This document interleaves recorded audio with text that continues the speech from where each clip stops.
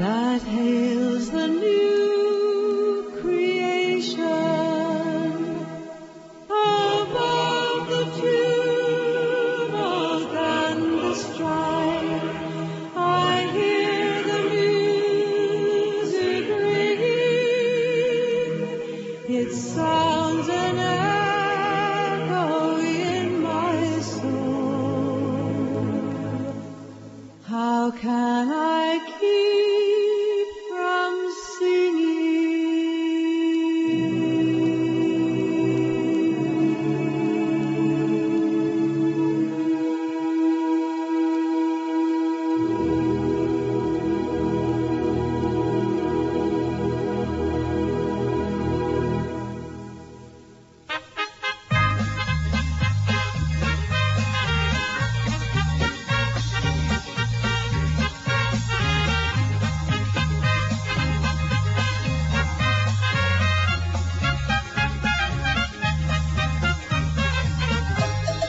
You're listening to the World Football Program with all the latest updates from both local and international football.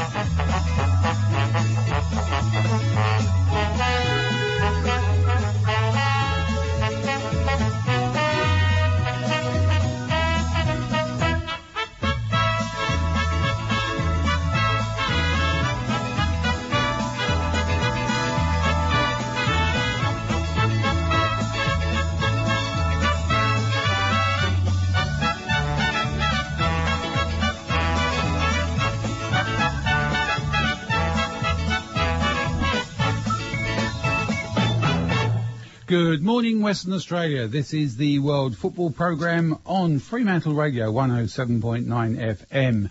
I'm Sean Kelly and I'll be your host for the next 2 hours.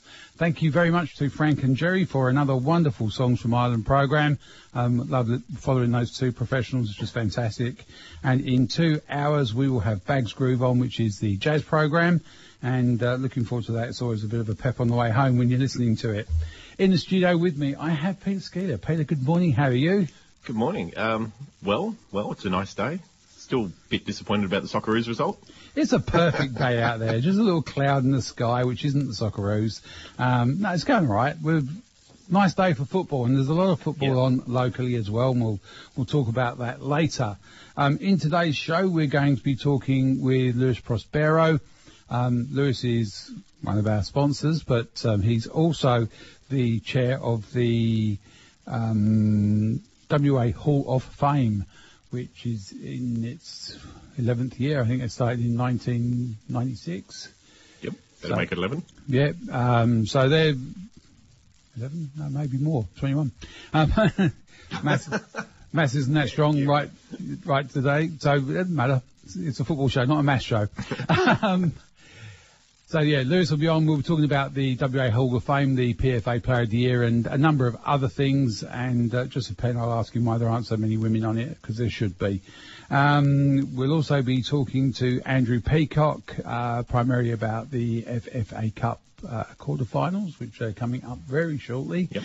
And the A-League season and how it's shaping up with all the games that are leading up to that.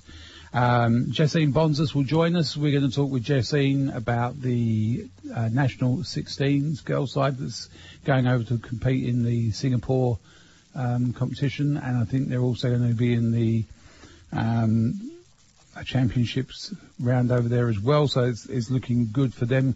3 WA girls selected in that from Jessine's squad, so we'll catch up with Jessine and how things are going with the NTC, and then we will finish off with Simon Hill, who's just flying back in from Japan, and just want to get a feel from him about the mood around the camp. I was just seeing a lot of long faces, and I'm just wondering how that's going to impact on Australia on Tuesday night. I mean, we talk about important games of football, but Tuesday night is shaping up to be one of the major points in Australian football. And, you know, we'll either be talking for the right reasons or the wrong reasons come Wednesday, but, you know, massive game for Australia as a nation on Tuesday. I'd like to thank our sponsors for putting us on the air and making sure that we can come here every week. Perth Glory, Australian Mini Football Federation, Dataplatz, Rachel Pepper Illustrations, Gate and Fence Hardware WA, Oswest Fencing and Raw Iron, and the Melville City Football Club, and not forgetting Prosperity Strata Management. So if you can, please indulge yourself with one of our sponsors. They help us help you, so yeah. Get in there and look after them. News. Pete, do you have any news from the week? News from, well, I mean, the Socceroos are the big one. Oh, I was thinking more like the world news, you know, like Wayne Rooney. No. What are you going to tell me about Wayne Rooney? Drink driving. Really? Yeah, he got caught drink driving the other night. Surely blokes like that could afford to take an Uber. You'd think blokes like that could afford something better than the VW Beetle to be nicked in, but, you know, yeah, he's a fool with himself. He had a tweet with one of the English cricket players, and that got rubbed off pretty quickly afterwards. But, the boy just can't keep out of trouble. He's 31 years old. You'd think he'd know better. And talk about old enough is good enough. Do you know about a 12-year-old, Yusufu Makuku? No, I don't know. But No? I'm not even going to try to repeat that name. Oh, Who's this guy? It's not that easy to say. Well, he's an under 16 who plays out of Germany. He was actually born in the Cameroons. Yep. Plays for the Dortmund under 16s. Yep. He scored 10 goals in 4 games, and he's been selected for the German under 16 squad. Oh, that's a lot of pressure on a 12-year-old. It is. Yeah, I'm not a fan of pushing kids up that far. I know he might seem like a superstar, but you know, particularly at that age, there's a lot of things that can go not wrong. That's probably not the right word, but awry in a person's life between the time they're 12 and you know, say 20. It's always potential. Yeah.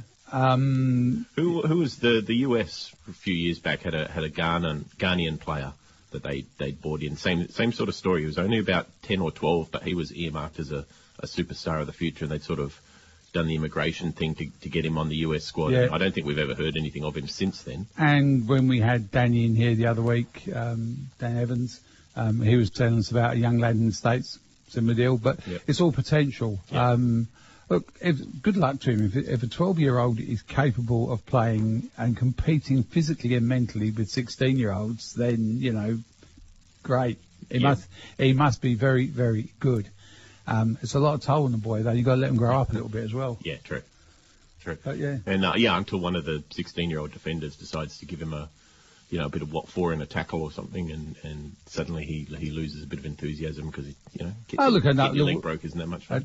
We had a 14-year-old playing in under 18s at Ashfield, and he broke the goal scoring record. So you know, and a couple of defenders did try breaking his legs. They just bounced off him. He was a big boy. So no, just interesting that we've got that going on now. Also in local news tomorrow, and Penny will kill me if I don't tell everyone. It is the finals day for all women's football tomorrow. Yep. Down at Grindleford Reserve. That's all juniors and seniors cup finals will all be held there. So a massive day out at Grindleford. And if you like your women's football, get yourself down there and do yourself a favour, because that'll be really good.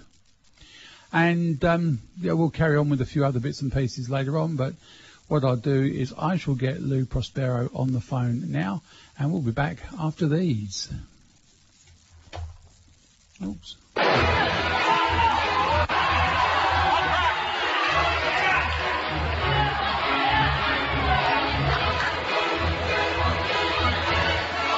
I love mini football because it's fast.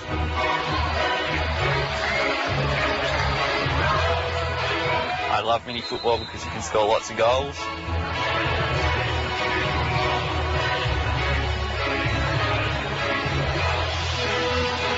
Because this is my passion.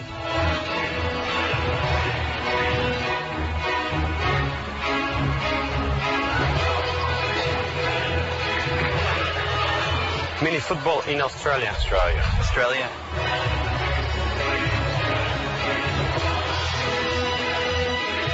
Be a part of mini football in Australia.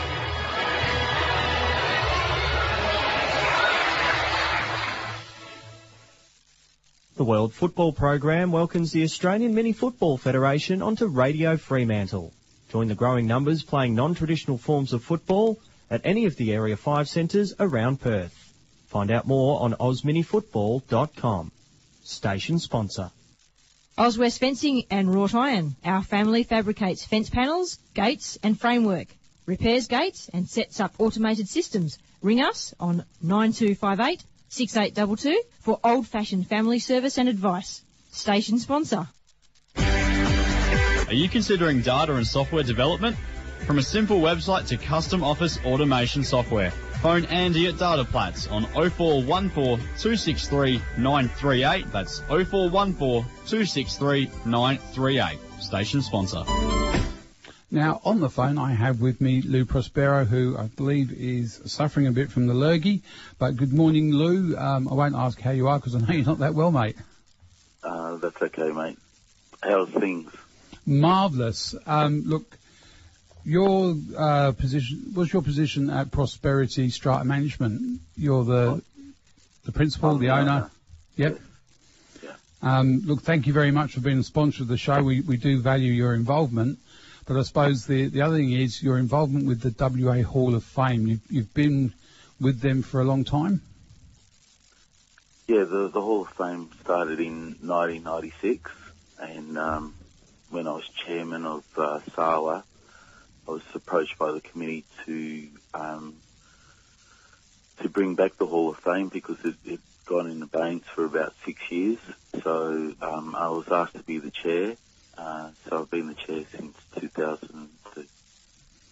Marvellous. Now, there's a number of halls of fame. So there's a hall of recognition, a hall of merit, and they're available for different classes of people. So you've got something for administrators, referees, journalists, and then you've got players, coaches, etc. Yeah, we have the Hall of Legends, which is the highest hall of that we have. Then we have the Hall of Champions, which looks after the players who played at an elite level, either for the state and also for the country. Then we have the Hall of Merit, who are just below the Hall of Champions. They've played many times for the state and were great players within the state league. And then we have the Hall of Recognition, which looks after the administration, officials. So that's our categories that we have.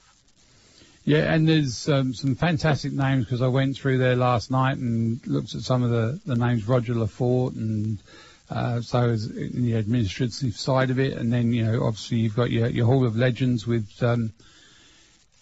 Robbie Dunn and a few other people in there. And also in 2012, the first woman to get that status in Sandra Bretnell. So, yeah, well, that was historic actually because Sandra Bretnell was the first woman ever to be named as a legend worldwide. So it's not just in Western Australia or Australia, but worldwide.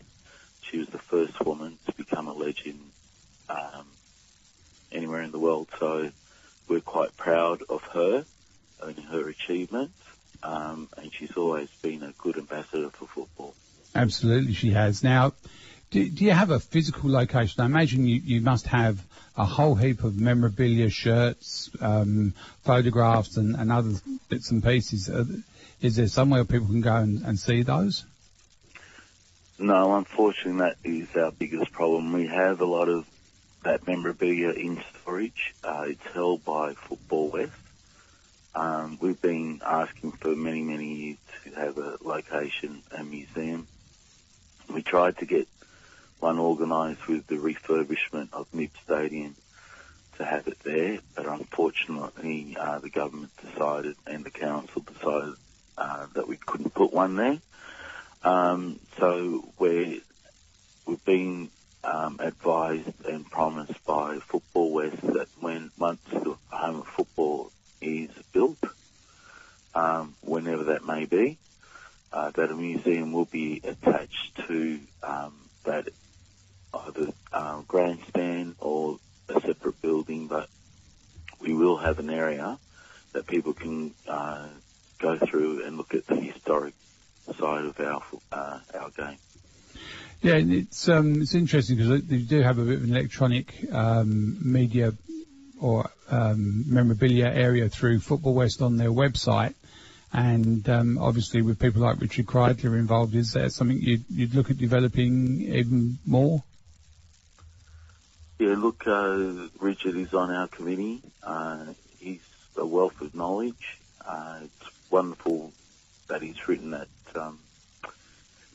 his book, which highlights everything within Western Australia. Yep. Paddock pictures. He's a great contributor himself. Mel Moffat. They front up the historical side of our committee.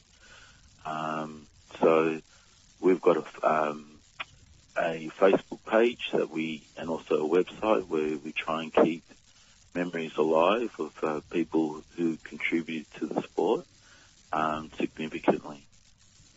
Yeah, there's so much. I remember seeing some stuff on Facebook about just the game in general and not even Hall of Fame stuff, but just some of the pictures of the old games back in the 70s, and it'd be a shame to lose that stuff. It'd be really nice to have it collected in one place.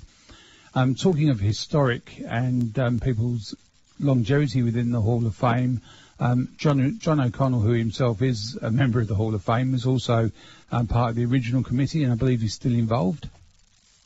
Yeah, John was the original chairman of the Football Hall of Fame. He's still on our committee as well. Look, to be honest, if we put a call out there and ask people for any memorabilia that they have that they would like in the museum, we're worried that we'll be flooded with all these items and we have nowhere to store them. So people have approached us to donate all this sort of stuff to us, but as I said, we've got nowhere to house it at this stage. So we're trying to hold on to it until we can get a secure site, and that's the biggest thing for me that I need to I'm very concerned about is that, you know, once all this stuff is donated to us, that one is completely secure, and two, that, you know, that if an event of a fire, that, you know, we've got provisions to save all this sort of stuff, because, you know, once it's gone, that's it. Yeah, no, look, it's extremely valuable. I suppose the thing is, if you're looking at different things, the Hall of Football politically was promised by the Liberal government. Now Labour have come in and found they've got no money. It's a lot further away than we ever thought. But I suppose if we get creative and look at things like the Western Forces demise, does leave a large building sort of semi-vacant, because I think Gloria got the other half of it. And maybe that's an option for the home of football, and something we should be lobbying for.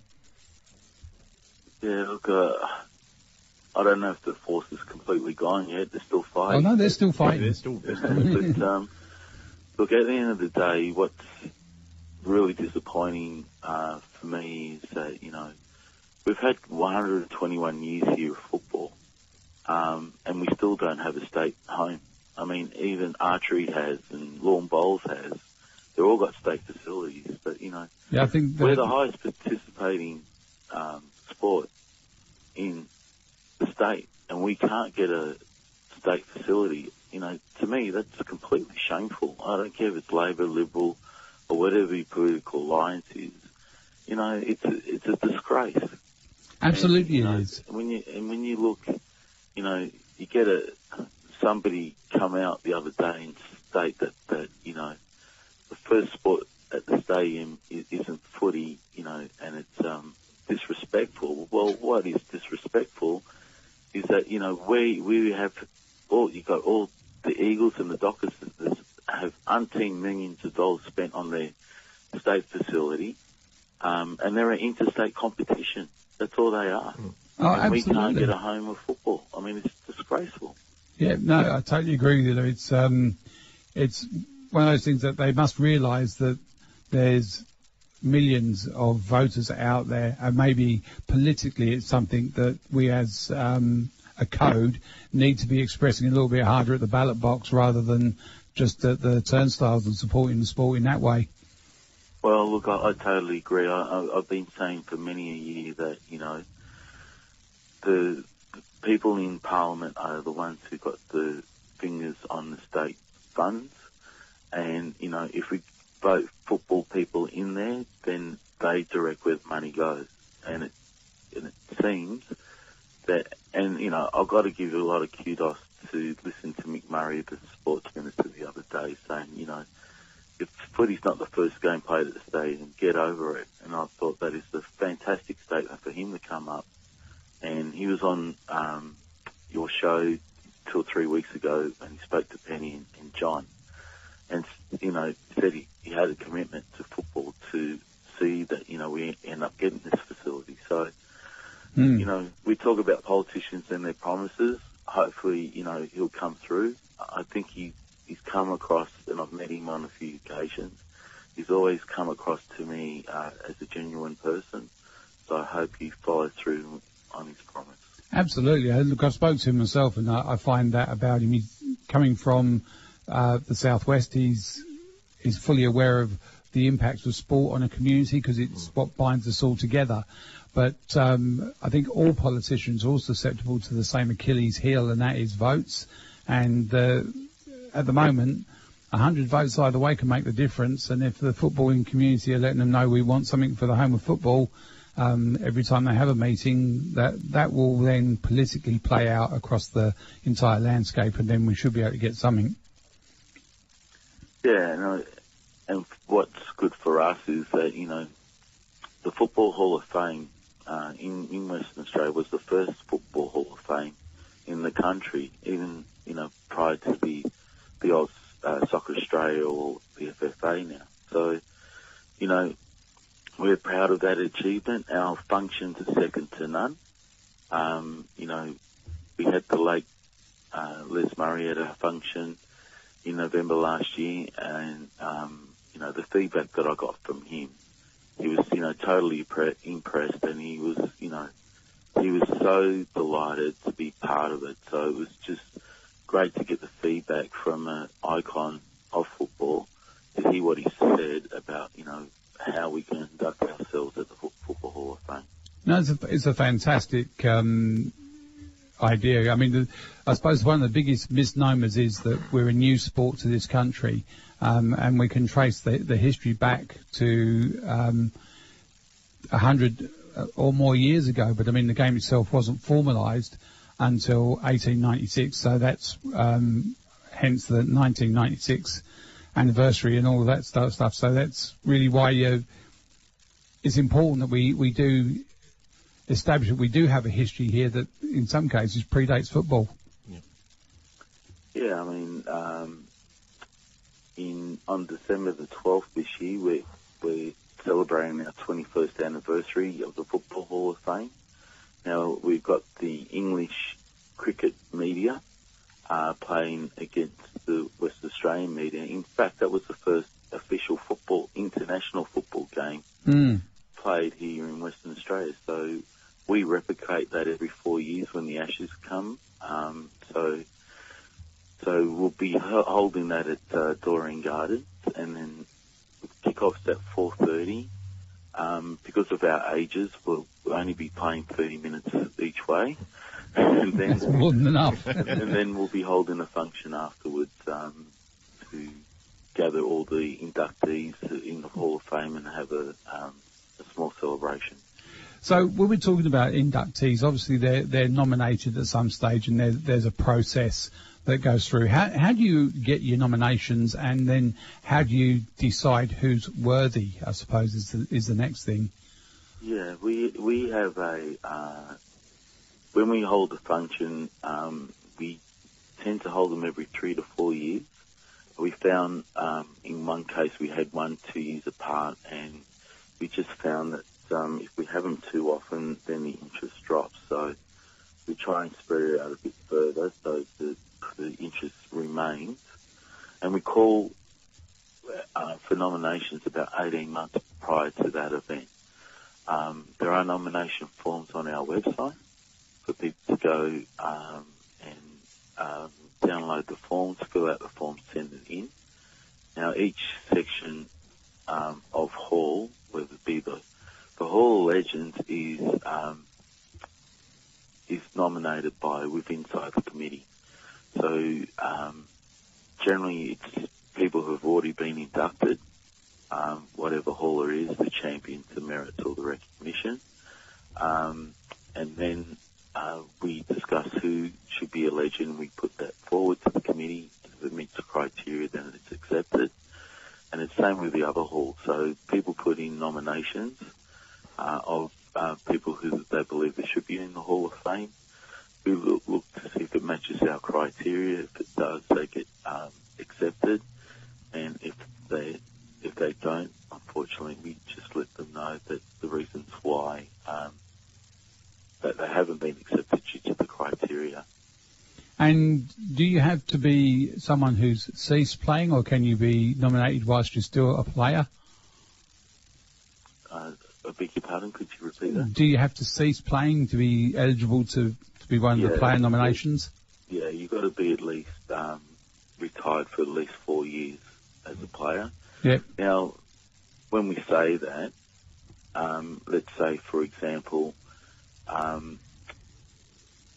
you had a player who played, for the state league, went play for the state, then they played for the country, then they went overseas and played, and then they officially retire, but then they go and play for vets. Well, that's really what we consider they've retired, even though they may still be playing vets now all the way through, or amateurs.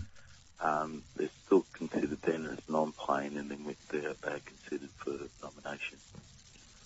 That's good to know, because obviously you look at some people and wonder why they're not nominated. Louis, I've just had a look around on Google trying to actually find the website. What's the actual website? I found the Wikipedia page that lists all the. If you go into Football West. Yeah.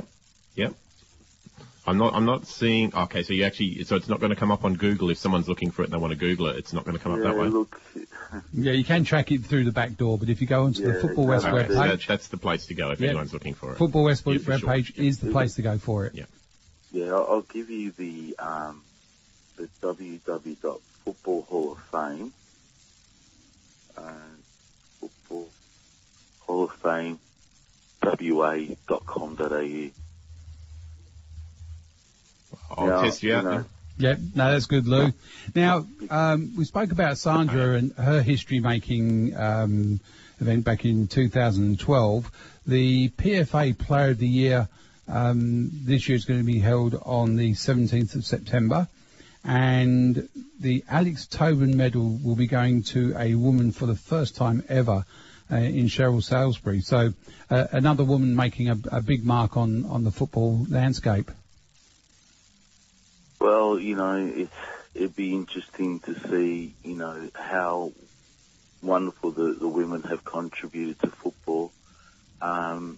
With the recent success of the Matildas and watching the woeful performance of the Socceroos the other day, the women are leading the way. I mean, many years ago, that women weren't even considered relevant, which, was completely wrong. But now seeing the likes of Cheryl coming through and getting this prestigious award, and well deserved, by the way. Oh, absolutely. You know, I hope Sandra in the future also gets the same recognition, because she's still playing at the moment, Sandra. Yes. And yeah. you know, she's just a wonderful ambassador for the women's football. So it's just great to see women coming through. And I noticed, you know, on the Football West website, there's, you know, 3 young junior Matildas coming from Western Australia. So hopefully the future's looking good. And the one of the nominees for the best female player in the world, the first Australian ever to be nominated for a top 10 football playing award, is a West Australian in Sam Kerr. Correct. So, look, you know, we've got a lot to be proud of in this state of our football history. You know, we don't have a future if we don't recognise the people in our history, and that's what we try and keep alive in the Football Hall of Fame. Absolutely. Look, Lou, it's been fantastic talking to you. I really appreciate what you, John, and the rest of the committee do in preserving our history and promoting our history, because it is very important that we look after that and nurture it. And glad to see it's just in such safe and capable hands. Yeah, thank you, guys. Thanks for your opportunity, and keep up the good work.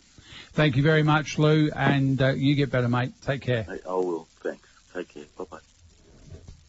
So, Lou Prospero, Prosperity Strata Management and sponsor of the show, and the chair of the Hall of Fame, all-round good guy. Yep. And look, you can't underestimate the work that he and our very own John O'Connell have done with that over the years, and, you know, more power to them for looking after our history.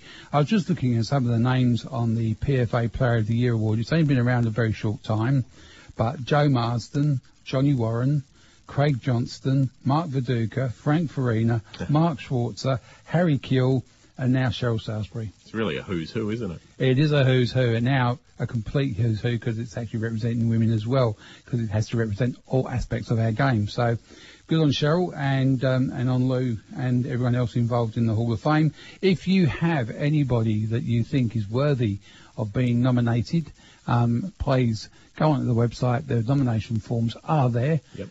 It may take 2 or 3 years, it was last year was their last one. They do them every 3 or 4, and rightly so, because it should be special. Yep. But yeah, please nominate, because there are lots of people worthy out there. And I look at some of the names, Lenny Dundo, Doug Grant from Albany. There's just so many names in there that when you look at them, you go, oh, I remember them. So, and quite a few referees. And so obviously the referees have got their nomination stuff sorted out. It's about time players, administrators and journalists got theirs sorted out, because there's lots of people contributing all out throughout the game. But don't bother about nominating John. He's already in there.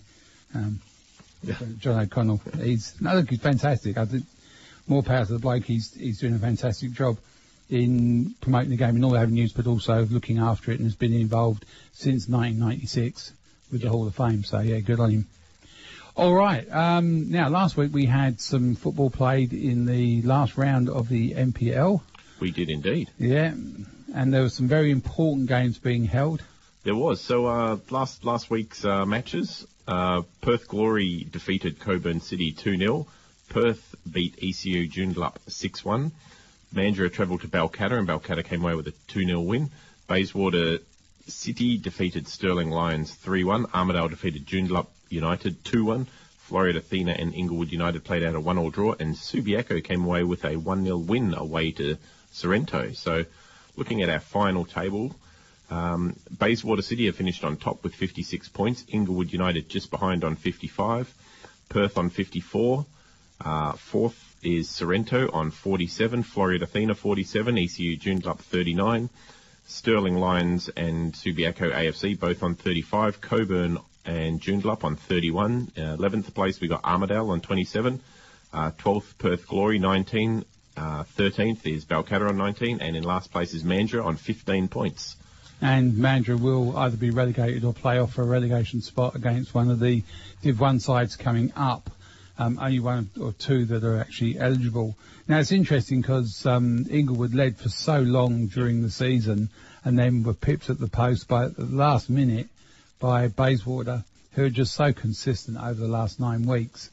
It'd be great if you could see a game where the two of them played off for their for the rights to see who really...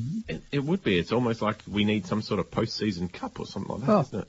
Maybe 2:30 this afternoon. Get yourself down to 365 Stadium and you can see that very playoff. That was a good lead in there, mate. Well done.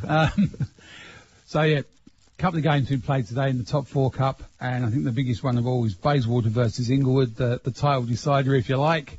And that's going to have a lot going for it, I think, as a game of football in what is a nothing competition in some people's eyes. Yep.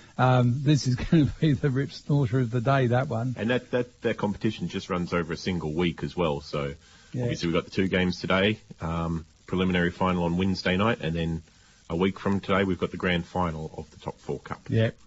So the other game, which is at 6 o'clock at Doreen Gardens, is Perth versus Sorrento. That's right.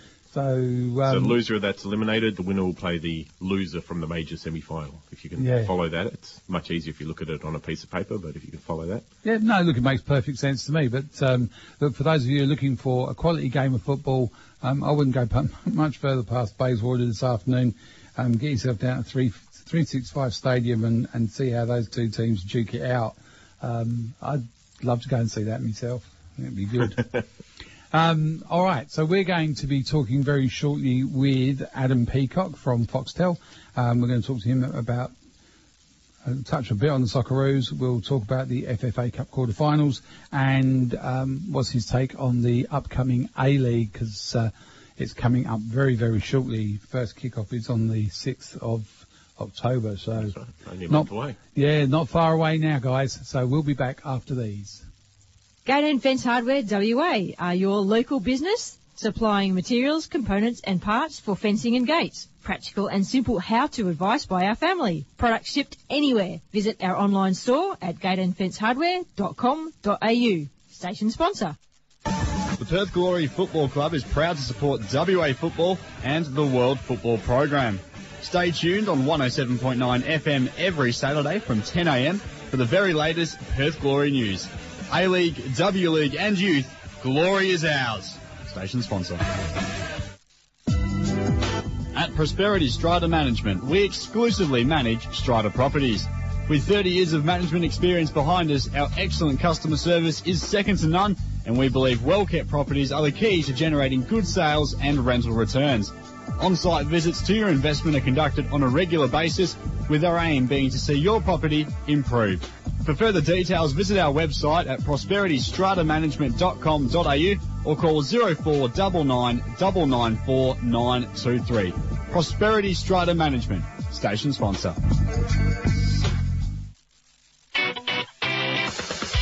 Rachel Pepper, illustration and design for print and web. Contact Rachel at rachelpepper.com. Station sponsor. Okay, we're back. Obviously, Adam's a very busy man. We're having just a bit of trouble catching him on the phone. But we did mention the First Division last week had some games go on, which are having an impact on where those teams will end up at the end of the season. And there's some big games on today in Division 1 for those teams that can go up. Yeah, that's right. So the obviously First Division's not finished yet, but last week's results, Rockingham City defeated Ashfield 3-2. Joondalup City had a similar margin against Forestfield United. Dianella White Eagles and Fremantle City played out a 3-3 draw. Western Knights travelled to Canning City and had an 8-0 win. And Southwest Phoenix and UWA Nedlands played out a 2-2 draw. So a lot of goals being scored there. Gosnell City had no match. And coming up today, Forestfield United are at home against Dianella White Eagles. Fremantle City travelling to Canning City. Joondalup City away to Ashfield. Western Knights at home against Southwest Phoenix. And UWA Nedlands are at home against Gosnell City, with Rockingham having the bye. Looking at the table there, and it's incredibly tight. As you said, there was 4 teams in the running. Dianella White Eagles still top of the table, although they've played an extra game. They're on 34 points. Western Knights second on 33, and Forestfield and Southwest tied on 31 points as well. So really anyone's game still there with 3 rounds left to play. down at the bottom end of the table, there's probably not much going to change there. Gosnell City are in second last place on 15 points, and Canning bringing up the rear on 5 points. Yeah, no, massive game out there. I think the Forestfield Dianella game is going to be the big one of the round, because I think if Forestfield win there, that will certainly make it very difficult for Dianella to win. And the Southwest Phoenix versus Western Knights game, again, will be a massive game for both clubs if they want to stay in touch. As we mentioned previously, Dianella have the bye on the last round of the competition, so, they want to get 3 points clear before then. Oh, absolutely. And as it stands now, they're only 1 point clear. So, everyone's still breathing down their neck. No, look, it's a very, very tight league there, and anyone's game now. At the bottom of the table, there's still some big games. Gosnells were playing up against UWA Netherlands. Sorry about that. Yeah, no, that's all right, because again, Gosnells are in that playoff spot for the bottom of the league, but they're a couple of good wins, and they could avoid that. So mathematically speaking, they're still in with a chance of climbing out of second last place. But Joondalup would need to really drop the ball. They only need a couple of points to lock it in. Look, I've seen Gosnells play a couple of times, and I'm really surprised they're where they are. Yep.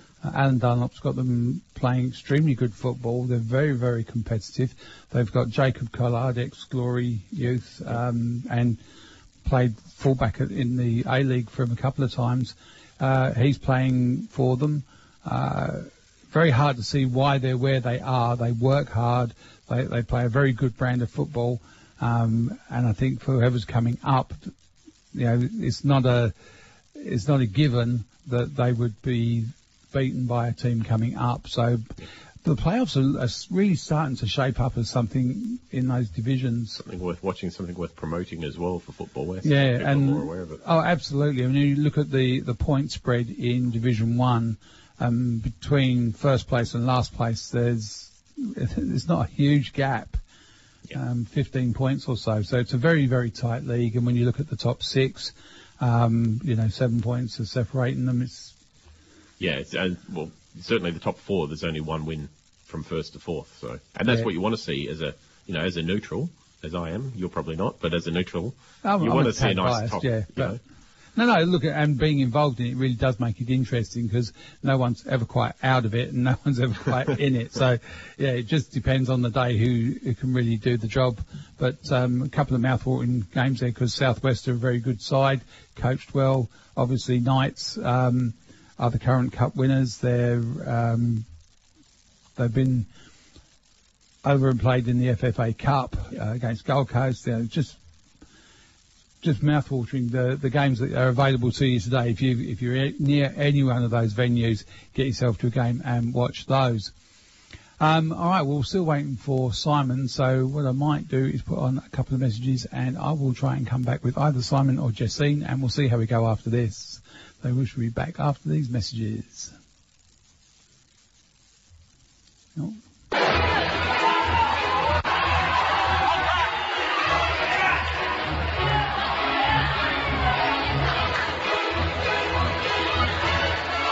I love mini football because it's fast.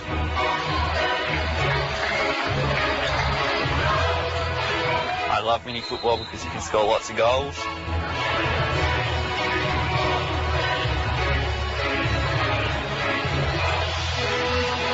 Because this is my passion.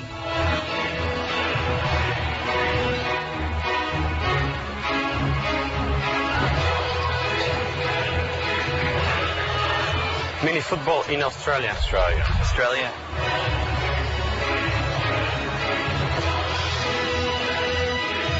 Be a part of mini football in Australia.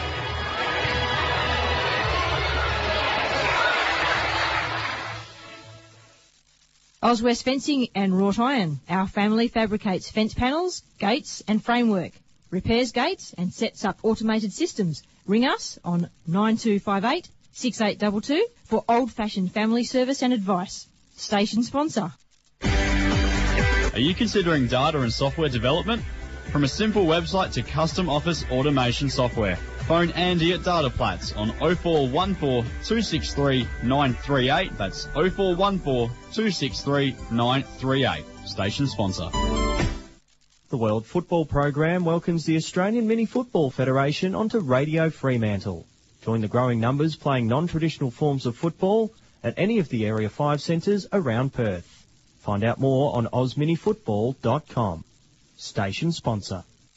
Gate and Fence Hardware WA are your local business, supplying materials, components and parts for fencing and gates. Practical and simple how-to advice by our family. Products shipped anywhere. Visit our online store at gateandfencehardware.com.au. Station sponsor. Okay, still no one answering the phone, so it's making for an interesting show. So we'll go through to the ladies' game and the Premier League there. Yeah, over in the Women's Premier. Last week, Queen's Park SC and Northern Redbacks played out a 2-2 draw. Football West NTC Women defeated Beckenham Angels 2-0, and East Fremantle SC defeated Bassendean Caledonian 3-0, with Balcatta having the bye. Coming up tomorrow, we've got Bassendean Caledonian at home against Queen's Park, Northern Redbacks at home against Football West NTC, and Balcatta at home against Beckenham Angels, with East Fremantle having the draw. So looking at the table in the Women's Premier, Queen's Park SC are at top of the table on 43 points. Northern Redbacks second on 35, so Queen's Park already starting to run away with it a bit. Football West third on 23 points. Balcatta FC on 21. East Fremantle SC on 17, Beckenham Angels on 10, and in last place, Bassendean Caledonian on 3 points. And I think we've actually had a call into the studio, so we should be ready to switch over. We've got Jessine Bonzas on the line. Jessine, good morning. How are you? Very well, thank you. You guys? Good. Look, thank you very much for talking to us. I know you're in the middle of a course, and any time in those is valuable, but I do appreciate the time that you're giving to us this morning. You're the coach of the NTC 17s? I am indeed. and how they been going? And sorry? And how they been going? Yeah, really well actually. We've had a really fantastic year. We started off with a bang in night series and made the final. Lost on penalties, which is a bit disappointing, but yeah, they've had a really good year throughout the season, and obviously it's a representative side too. So when we went to NTC Challenge at the AIS, they did a fantastic job throughout the tournament there against obviously all the best in the country, and the girls have earned their spot in tomorrow's final. So they're all very excited. We just had a training session this morning, and we're going to go out there and do our best tomorrow. And what time is that final getting played at? It's at Balcatta at Grindleford, and it's a 3 o'clock kick-off. So yeah. Marvellous. No, very well done to the girls. Now, the other thing I suppose is you've also got 3 young ladies, Abby Green, Morgan Aquino and Lexi Marino, have all been selected for the national under-16 squad. You must be very proud of them and their progress. Oh my goodness, we are over the moon. We are so ecstatic on their behalf and so happy for them and extremely proud. So obviously it's the culmination of many years of dedication from them and their families, and and their commitment to the program. So yeah, three players from WA is a massive representation, and we're extremely proud of that. So yeah. Now, Morgan, I kind of know of because of the Aquino name, but you want to talk a bit about Morgan and where she's come from and her position on the park for those that don't know? Yeah, so Morgan's a goalkeeper, so she's been in the program for a long time now. She's done extremely well at all of her representative tournaments over the last couple of years. So at NYC, the National Youth Championships in Coffs Harbour, and then for the last 2 years when she's come away to NTC Challenge when we go to the AIS. So she's been talent identified for, a number of years now. Her and Lexi actually went into some national camps at towards the end of last year. So they've been on the national radar for a couple of years now. So yeah, so she's an extremely talented young goalkeeper. She's involved in the Glory squad too, so she's definitely got a very bright future ahead of her, and she'll get her first international representation when they go to Thailand next week. Would you believe it? Absolutely. Now, Abby's an on-field player. Sorry? Abby Green's an on-field player. Yeah, so she's left-footed, very dynamic, exciting, and has a lot of X factor, and is a left winger. So she's just got no fear. And she's done again particularly well. She really shone when they went to NYC in Coffs Harbour in July, and has gone into camp. So the girls have gone into 4 national camps, and that's a kind of, I think that I was just talking to Eric then, and they said that the national TD just saying that they had a talent identification pool of about 53 players to get down to, and all the girls have made it into the final 23. So, they've obviously done particularly well. Yeah, and Lexi Marino, she's a number 10. A number 10, yeah. oh. Yeah. Yeah, she's a midfielder. So I'd say, technically and tactically, her game intelligence and her technical ability are second to none. She's just got every range of passing in her pocket, in her toolbox, and reads the game extremely well. And so, she's come a long way too. And both, Lexi's been, training with the Glory with W League for the last couple of seasons as well, which has been really helpful to her development. So, yeah. And all 3 of them get to pull the gold and green on for Australia in Thailand. They're playing in the AFC Women's Championships, and I think they start on Monday the 11th with a game against Japan. Yep. Yeah, Japan, then Korea, and then Bangladesh. So, some pretty big countries in there to start off, to kick off their little tournament with. Yeah, North Korea at that. Yeah, yeah. So none of them, I think, will be, well, in particular, obviously, when you're starting with Japan, that's going to be a tough challenge. But especially after recent events. Yeah, well, Ray Dow's been appointed as the new, junior Matilda's coach, and he's,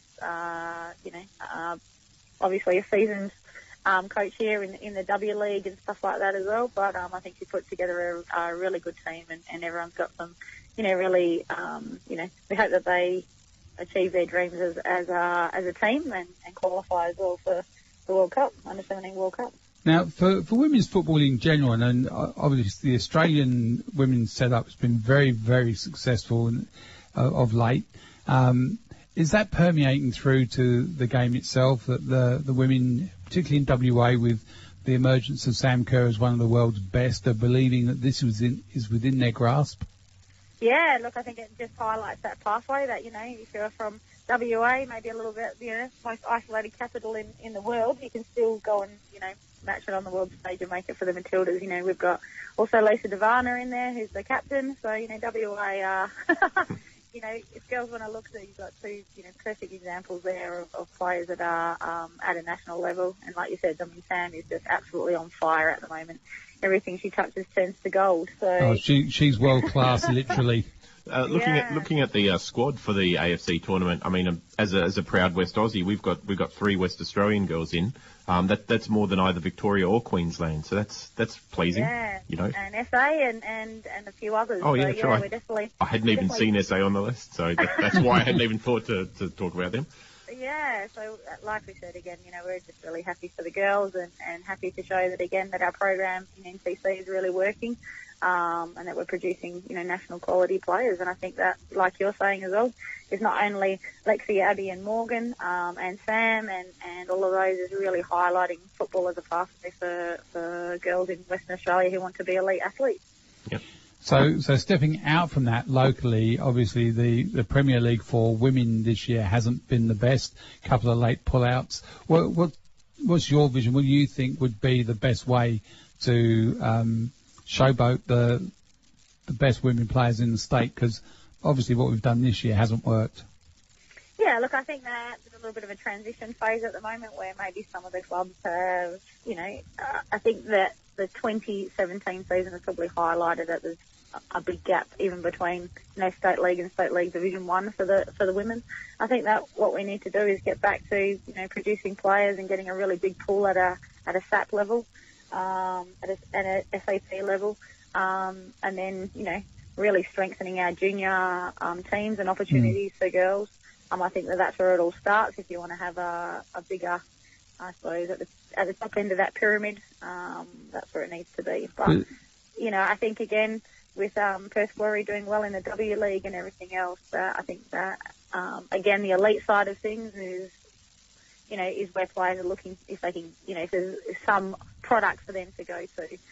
which is important as well. But is there a shake-up of the league format needed? You know, obviously you're playing a very male-orientated first-team reserve type of approach. Would it be better to have, say, a first team and then second, third and fourth if that was required? Then you could play people of different abilities throughout your club and promote them as they improved? Yeah, look, I think that, I'm also attend a number of the women's standing committee meetings, and that's something that's being looked at very, very closely at the moment. So they're just having some intensive, collaborations at the moment. Because depth seems to be the issue. Exactly do what you're saying. You know, where are players best? How can clubs best meet the players' needs? But then again, how do we start developing junior players and our elite players too? So yeah, I think that there are some, the microscope's there and everyone's having a look at it and how do we improve all of our processes and the product that we've got. And I think that again, that will, eventually end up with more opportunities for players. And that might be social players, but equally our elite players. So it's very important at the moment. I think a really important stage for women's football here in Western Australia. So. Yeah, no, absolutely. And I think you're right. We've got to nurture the younger players and have them learning from the older players. And I think sometimes with the depth we have within squads, some squads are really strong, and others seem to be, once you've got through the first 11, very weak. And, I'm not bagging out Bassendean, but once they lost one or two of their better players, their depth was really tested, and they've, without having any consistency and not being able to play every week with the buys, I don't think that's helped them. Yeah, and again, I think, you're talking depth across the whole, across the whole state league, yeah. I don't think, obviously you've mentioned one particular club, but I think that the depth just in Western Australia is something that obviously, again, that we're looking at, isn't it? We need to get more junior players in, which then filter into the next age of, junior girls, and then obviously into your senior teams, and I think that's the only way that we're going to, have a lot of consistency and continuity and depth. So. Absolutely. Look, Jessine, thank you very much for your time. Congratulations on the three young ladies that have been selected in the national squad. Always glad to hear of West Australians doing well, and the NTC program providing a good pathway through to the A-League and beyond.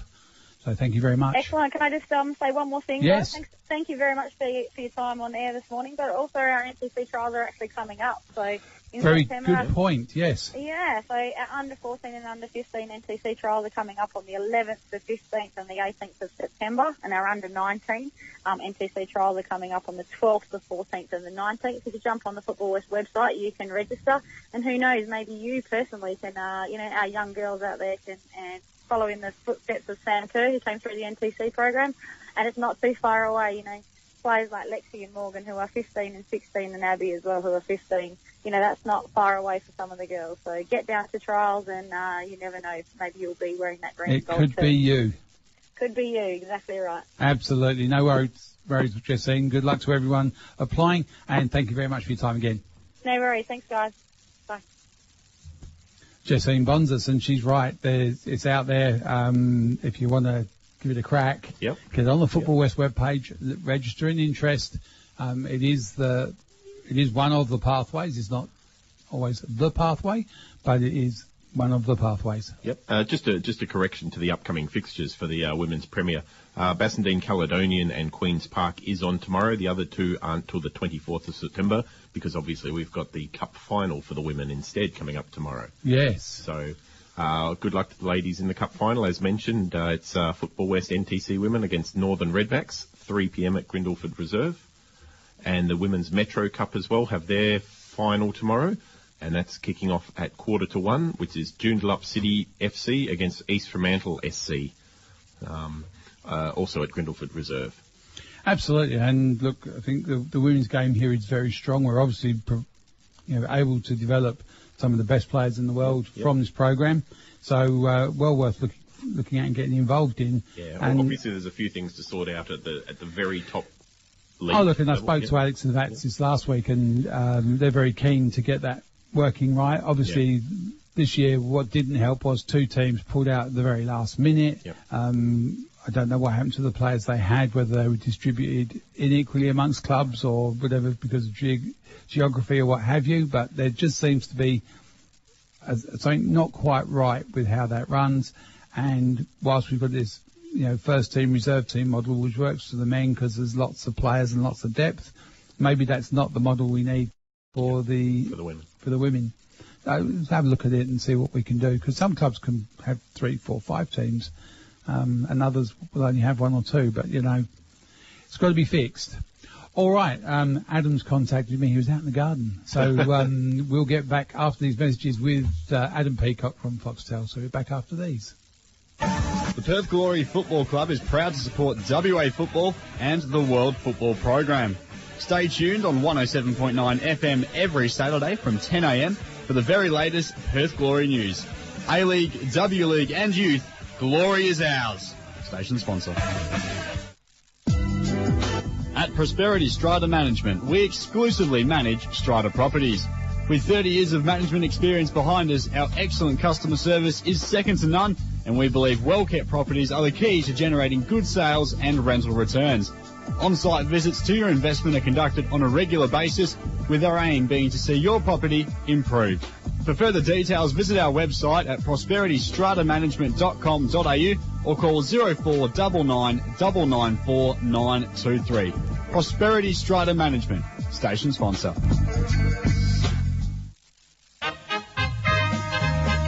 The team behind footballwa.net can boast the best independent local football website and football forums in WA. These are sites devoted entirely to promoting the local game and our history.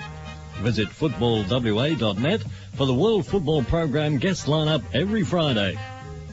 Radio Fremantle, recognising volunteers who support football in the local community. Rachel Pepper, illustration and design for print and web. Contact Rachel at rachelpepper.com. Station sponsor. Okay, we're back in the room, and on air I have with me Adam Peacock from Foxtel. Good morning, Adam. How are you? All right, yourself? Good. I believe the weather over there is perfect for gardening. Absolutely. And football and whatever else you want to do outside. Absolutely. No, not too bad a day here. A little bit cool, but nice and sunny. Now, during the week we had a couple of losses. The biggest one, in my opinion, was Mike Cockrell. Just an all-round good guy and a massive loss to the game. Yeah, absolutely. Huge loss. Absolutely huge loss. Now, he's a guy, firstly, operating in newspaper land. So all throughout his career, he's had to kind of beg or shout, as his way would have been when he got into a disagreement with the guys above him to get the sport, give the sport oxygen in the paper. So he was at the forefront of that for a very long time. But just the way he came across his passion through his articles, and I've put something on Twitter through the week about, and just trying to reminisce about reading all his. Every time I heard he had an article, I'd go and buy the paper. Every time you'd read the article, you'd either go, well, that's a load of garbage, Mike, or that's spot on, or somewhere in between. But the point is, after you've read the article, it makes you think about what you actually were reading. And that's the gift of only the great writers, that everything that you read from them. I never agreed with all of his opinions, but the thing is, it made you stop and think, and he never shied from a fight. So a terrible loss to the community. The best thing about him is that he didn't pander, and that's something I think we all in the media have a bit of an issue with. I certainly include myself in that you kind of you get talked into situations, so you don't form your own opinion strong enough before you go into either an interview or a meeting with someone, to get your point of view across. Whereas Mike, his opinion was certainly formed before he opened his mouth through that way, and he'd get his point across. So, yeah, it was extremely sad news. It was so sudden as well. I mean, we were on air for the pre-game, and we heard that afternoon that he was gravely ill. He was in a coma. We thought, okay, hopefully he can stick it out and maybe somehow soak in the Japan match, even if he's kind of not with it. But yeah, the producer came onto the studio floor in the first ad break and said, Mike's died. And, yeah, it was just so deflating. And changed the mood immediately and made what we saw in Tyson the other night a little less important, given that, we've lost one of the greats. Absolutely, and at 56, 57, no great age at all, and leaves behind the family, which is never a good thing. Yeah, I think he picked up the illness about 6 or 7 years ago and was managing it, and then it just came back and hit him real hard in the end, unfortunately. But private guy, like not a lot of us knew his plight. I mean, it was only 4 weeks ago he did the double, and I mentioned this on Thursday night as well, because this summed him up. The FFA Cup, he went down he did the Hobart. But he's probably ill. He's probably not feeling the best. He did the Hobart one night and then went up to Darwin the next, and he would have been in his absolute element about getting out to clubs like that. And I'm going to a place called Cromer Park in the Northern Beaches of Sydney tonight. There'll be a minute's silence for him before the preliminary final for Manly and Rockdale and the New South Wales NPL. It's places like that he just loves. And he's playing with Fraser Park. He's in the over 45 in Sydney this year. He's still running around even though he was sick. He just breathes the sport, and it can only encourage those like us who are left to continue on. To continue on with his work and to be as fearless in our approach to journalism. Yeah, it's going to be tough to be like this because there's only one. Like you've got to have a lot of courage to go through with what he feels is the right thing. Not all of us are up to it. I'll put myself in that category for one, in terms of being completely fearless and completely not intimidated by authority if he knows he's in the right. There was this great story this week about one of his colleagues was sitting across from him at the Herald in the old days and shouting down the phone at this person on the other end of the phone and giving it to him and going, "No, mate, well, that's just wrong because this is what I reckon." Blah, blah, blah. He's doing an interview, mind you. It wasn't like it's just a conversation, doing an interview. He hung up the phone and the guy across the partition says, "Who was that?" And he goes, "Frank Lowy." So he didn't mind having a robust discussion no matter what the status of the human being on the other end of the line or the other end of the conversation in person. Now, as you said, it put the other result or the other loss on Thursday night into perspective. And I suppose for Australia now that the focus has shifted through to the game on Tuesday, which is becoming possibly the biggest game for the Australian national side ever. Yeah. Well, it's the biggest game ever because it's the next one. And the ones that are done are done. You can't do anything about them. And I mean, we're going to be across the road from where it all went horribly wrong in 1997. Yeah.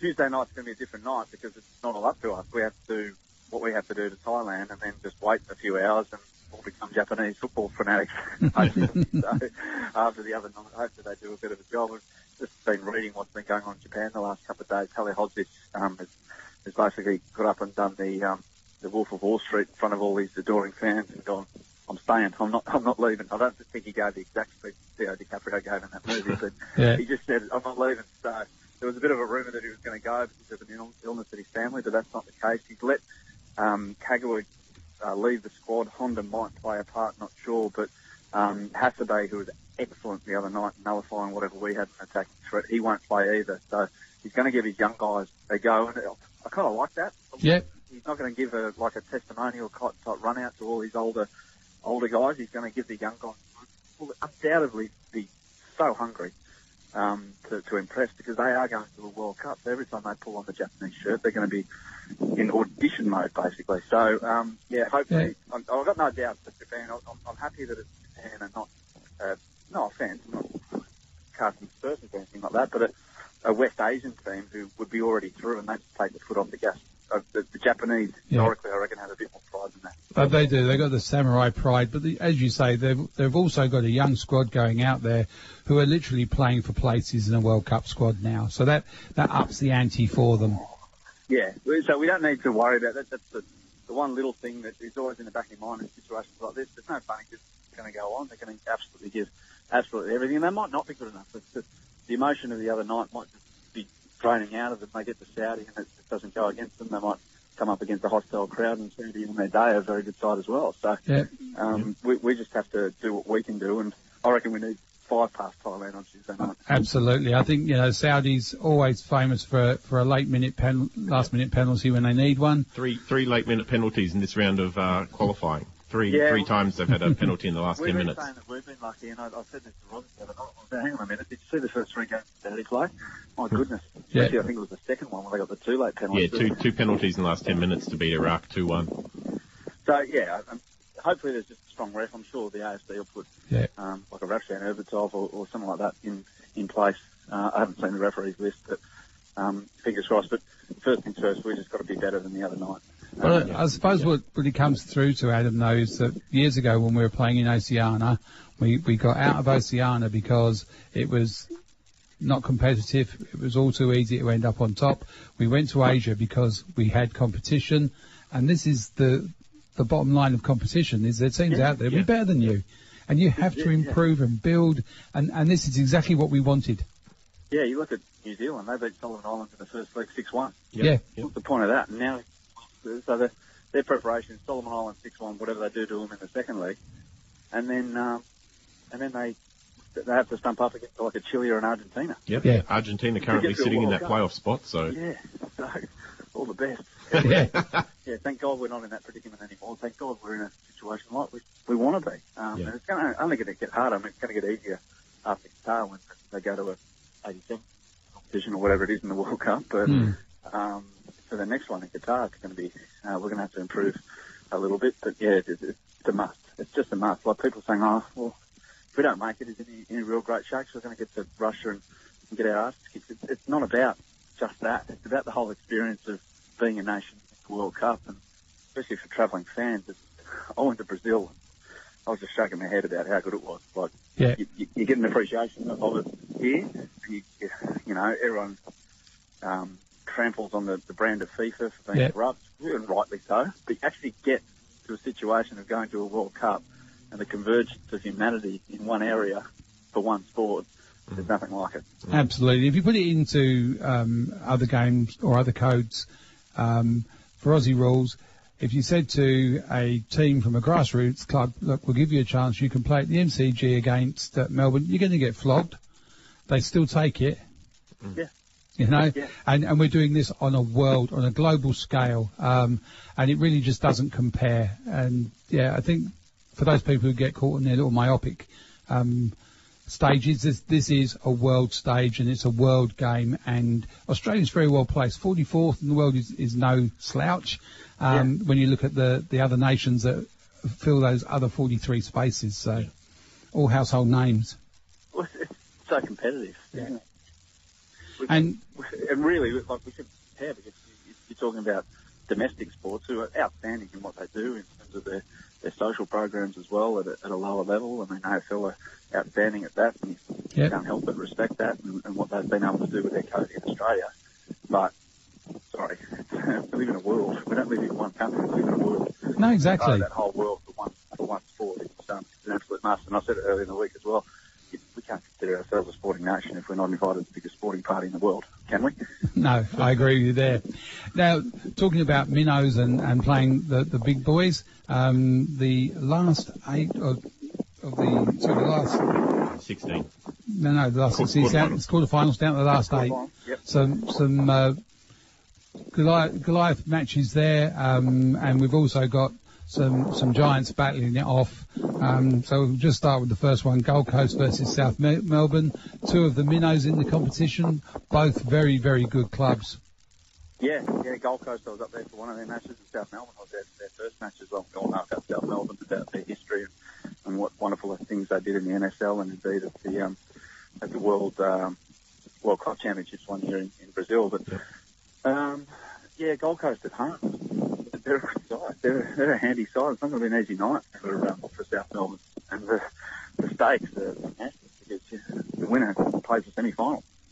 And they're the ones get designated in that spot to play a semi-final, so they're guaranteed for that. So, massive chance for both clubs. I really couldn't split them at this stage.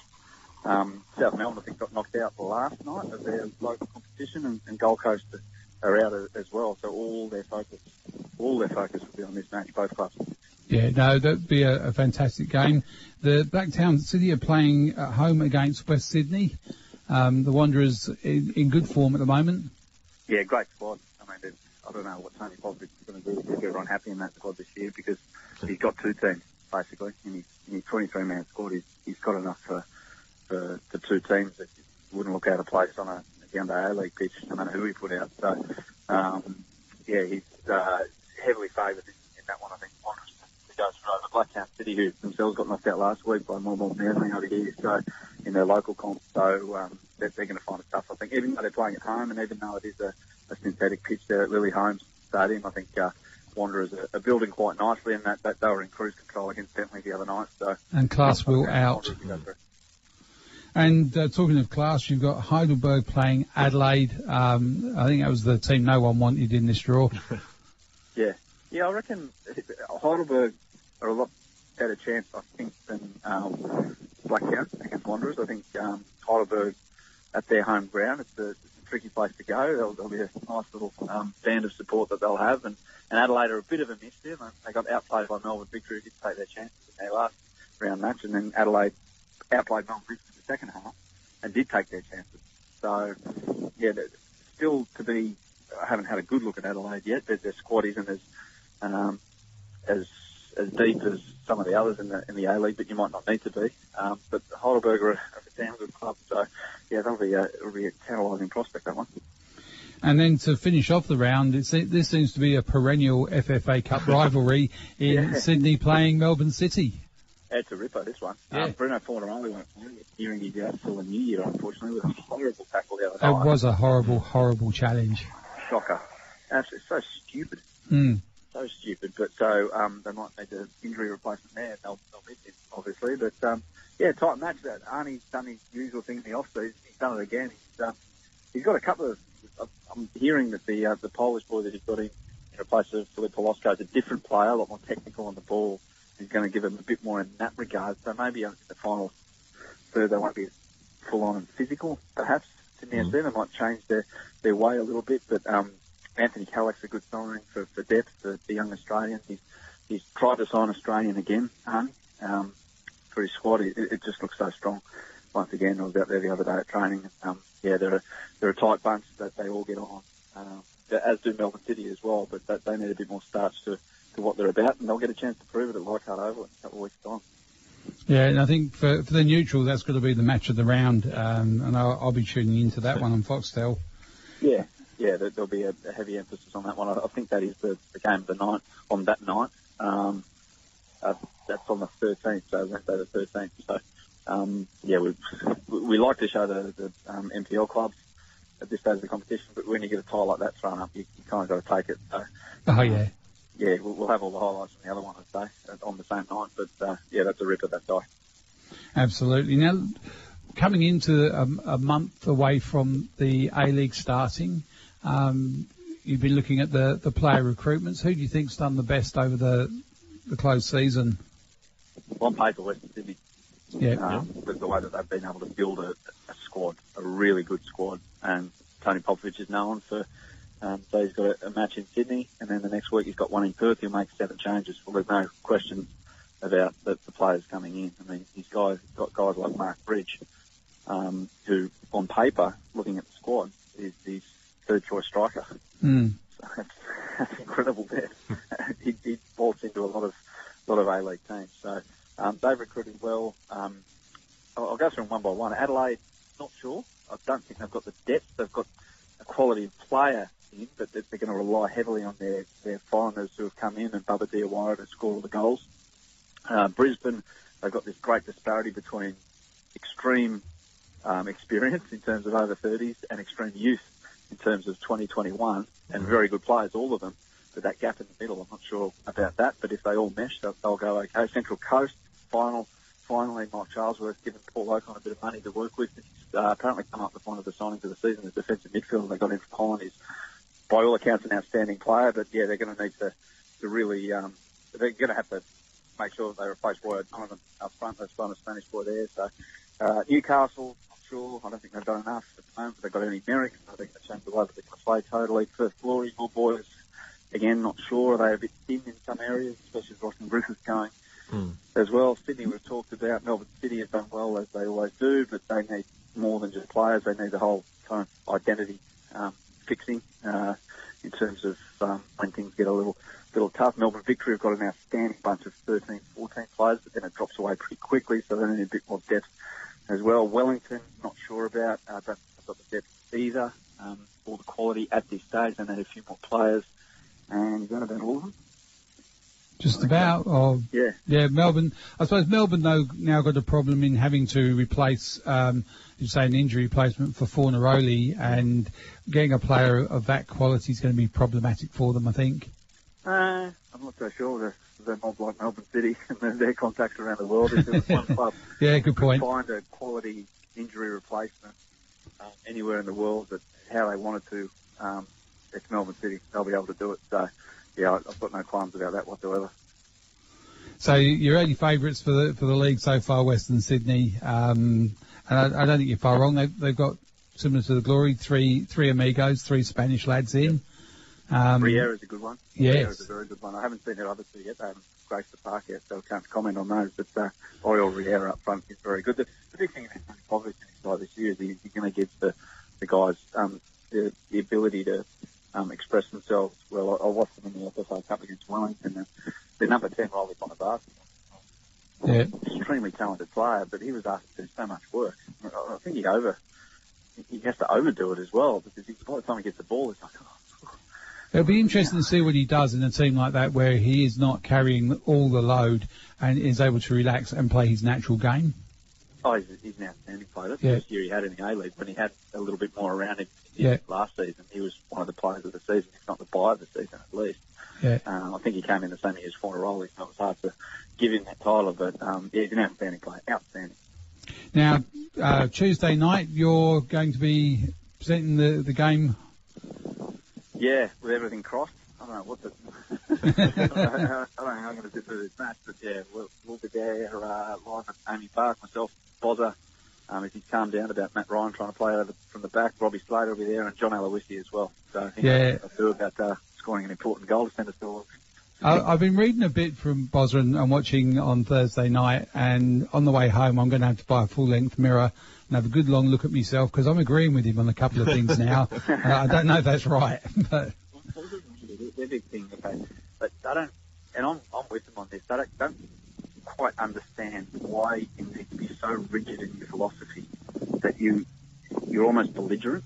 Yeah. And you're almost, it's not disrespect to the other side, but it's like, I'm proving to you that I can do this no matter what bloody happens, which you can't do, surely, in a sporting landscape. There's too much common sense involved. So Ali Hodges got it dead bang on the other night with his tactics. And, it just does my head in that you can think that a boxer wouldn't go into a fight and in the pre-bout press conference all the way up say that I'm going to do exactly this and I'm not going to change my style no matter what. And he goes out there and doesn't change his style. Just what's going to happen. He's going to get punched in the face, because the opposition is going to see it coming and he's going to slide out the way and whack him in the face. And that's what happened to Socceroos the other night. So, I just don't get that rigid mentality. But that's why Anders coached his teams all the way through, and it's what got him so much success. So you can't begrudge him that. Yep. Won an Asian Cup with these boys. He's trying to do it again to get to a World Cup. So, we'll but from a boxing analogy, it's smoking Joe Frazier against Muhammad Ali, and Ali knew he could punch, so all he did was soak him up and then finish him off. So Ali was a freak with watched a lot of his fights. He says he's going to do this, going to do that, and he comes out against George Foreman in the first couple of rounds. He throws. He doesn't throw jabs, which he had a magnificent jab, obviously. He throws right crosses as lead. And then for the next 6 rounds, he sits on the rope, and comes off the rope, and bashes the crap out of George Foreman. So that was 3 different sports in one fight. Exactly. It was hitting at the 2006 World Cup. So changed the formation 3 times in the first 13 minutes or something. So it was just adaptability to the circumstances that were prevailing in front of him. And this Socceroos side doesn't seem to have that, because he wants to play a certain way, and that's fair enough. But if he doesn't get it done, he can't just sit back and go, he tried it his way and that's the way it goes. No, football doesn't work like that. No, it doesn't. Adam, as always, it's a pleasure. I could probably talk to you all day, but we ran out of time. Thanks for being on air and been such a font of knowledge. Thank you very much. Also, anytime, guys. Have a good one. You too. See ya. And that's Adam Peacock getting back to his gardening. Apparently it's a magnificent 20-degree day over there, and he's watering like a mad thing. So it's cheaper than therapy, apparently. Yeah, true. Yeah. No, I think it's some very good points, but, I find myself agreeing with Bozza, and I'm going, nah, that's wrong. I've disagreed with the man so many times over so many things that, I find myself going, oh, yeah, no, you're right, Boz. So that was that. I think he's right. West Sydney Wanderers have done some marvellous recruiting. Well, they took Josh Risdon, so... Well, they didn't take Josh. Josh was going. We've had this discussion earlier. I think Josh has been a fantastic servant for Perth's Glory. He'd done all he could with Glory. Yep. He needed to go for his own benefit to see if he could make it somewhere else. Yep. Because of the visa restrictions, European football was denied him. Yep. There's better players being denied the same opportunity because they don't have a passport, and there's worse players who've gone on and got a run. So I feel sorry for him in that way, but that's the way of the world. But for his own thing, just to know that he's able to compete in another environment also helps put him in the showcase for Australia. If he's in a Western Sydney side playing for them and they're doing well, Oh, certainly. And if he does turn out again in Socceroos colours, you can rest assured that me as a Glory fan will be saying, well, he's an ex-Glory player.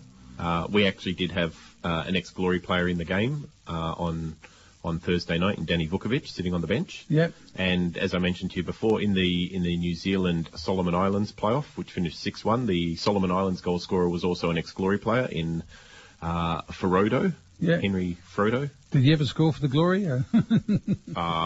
Maybe. Maybe. Yeah, it's one of those maybe ones. One of those strikers that we signed that didn't do very well. Brian Dean, for example. Well, yeah, he did score the one. But, yeah, I know. I was there for that one, but... No, he didn't score for the Glory, at least not in the A-League era, I can tell you that as well. What a surprise. 15 appearances. What a surprise. Now, the only leagues we haven't covered off on so far are the amateurs, and Premier. And the second div. Oh, and second div, yes. Let's do yes. This is the second div because I think Guelph, Croatia sealed their championship win last week. Second division is almost the complete opposite of first division, where first division's tight and there's 4 teams in the running. Second division, it's just the numbers, there's big gaps between the teams on the ladder. So, as mentioned, Guelph, Croatia have finished top of the table with 47 points.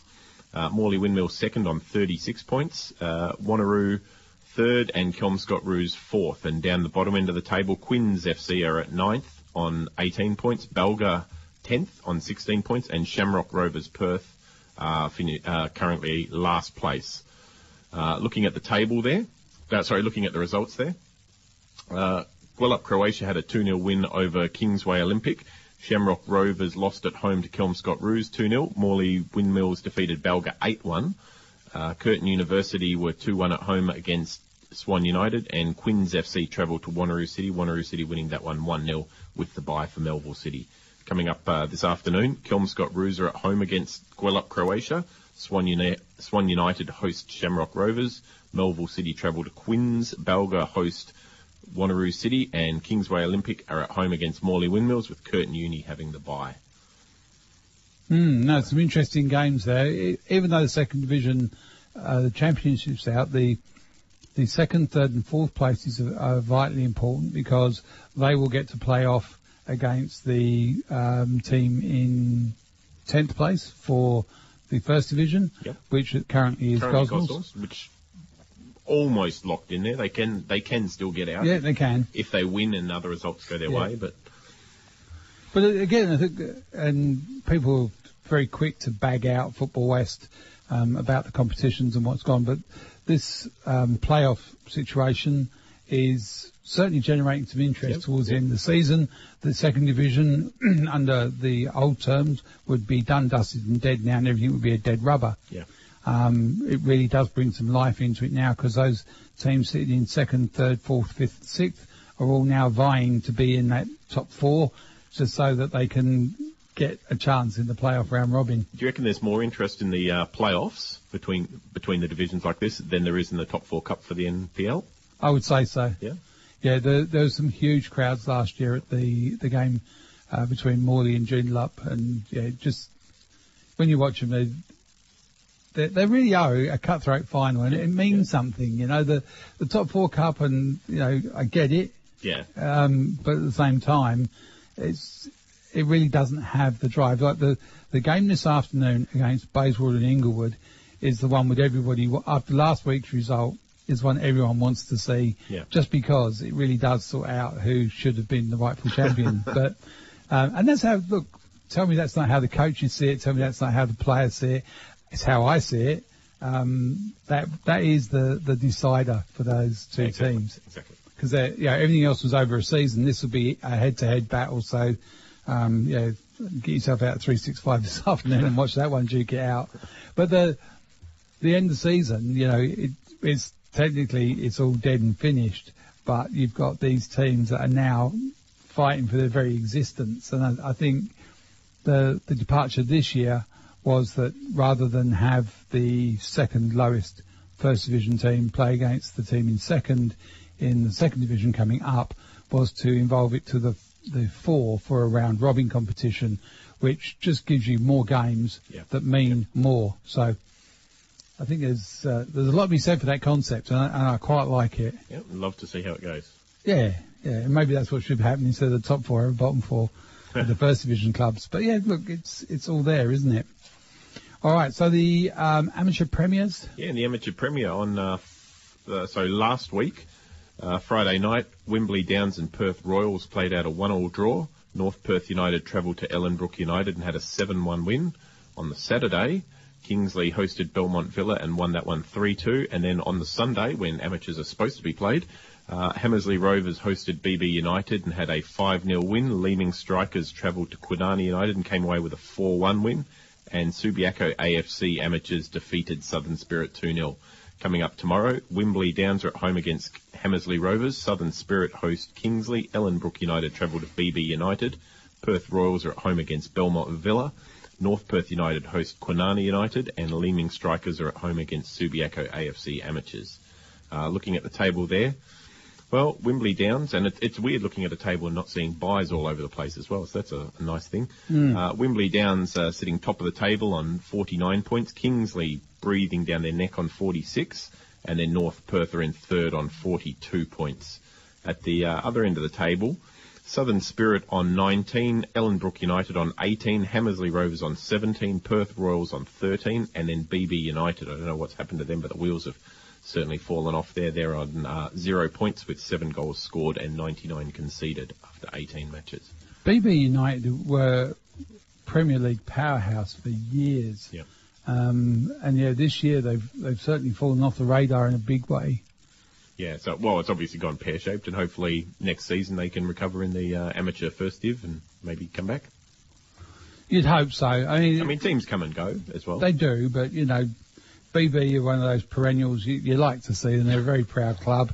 A great bunch of guys as well, you know, in all the experiences I've had with that club. Yep. Always a good game. Yeah. Yeah. It's just disappointing to see them where they are. But then having said that, Queen's Park, who were in the State League First Division, who were relegated out of that and dropped off, are now on a resurgence and look like they're on the up. So it's good because their women's side has always been strong. But, you know, when you go back over the years and look at that as a club, it was sad to see them drop out. It was sad to see them go into Division 1. So from Division 1 into the Premier and then the demise. But again, they've got stronger and they're on the way back. Forestfield were relegated. They've come back stronger. Oh, yeah. And possibly get the right results. Could be an NPL club next year. Yep. So, you know, relegation isn't the end of the world. Relegation is an opportunity to rebuild. Mandurah, again, very strong club. They will be relegated from the NPL. They will be replaced by a good club going up. But for them, it's also a chance to rebuild. I think they went up to the NPL way too early. They last season's pre-season for them was about another tilt at the First Division title and not about NPL survival. Yeah, yeah. So I think it was kind of foisted upon them fairly late, and they went, we'll do it anyway. So they went with it, and it hasn't worked for them. Yeah, so as you say, hopefully when they drop back to First Division next season, they can rebuild, be a powerhouse in First Division. Absolutely, and no worse off for the experience, and that's really what it's about. You know, Doug's got a very young team down there with a lot of good players coming through.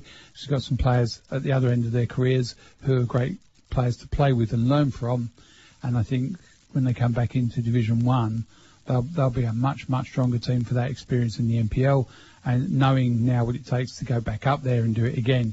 And that's what we need. Yeah, that's why the First Division is such a strong league at the moment. All right, we're going to go to some messages, and we will be back after these with Simon Hill from Foxtel, who was in Saitamaia the other day watching the game and has been around the Socceroos camp for some time, watching proceedings and see what goes on. Hopefully he's back. He's stepped off his plane, and it wasn't delayed. And we can get him on the air. Yeah, that'd be a good one, wouldn't it? That'd be new for us today. All right, mate. We'll be back after these.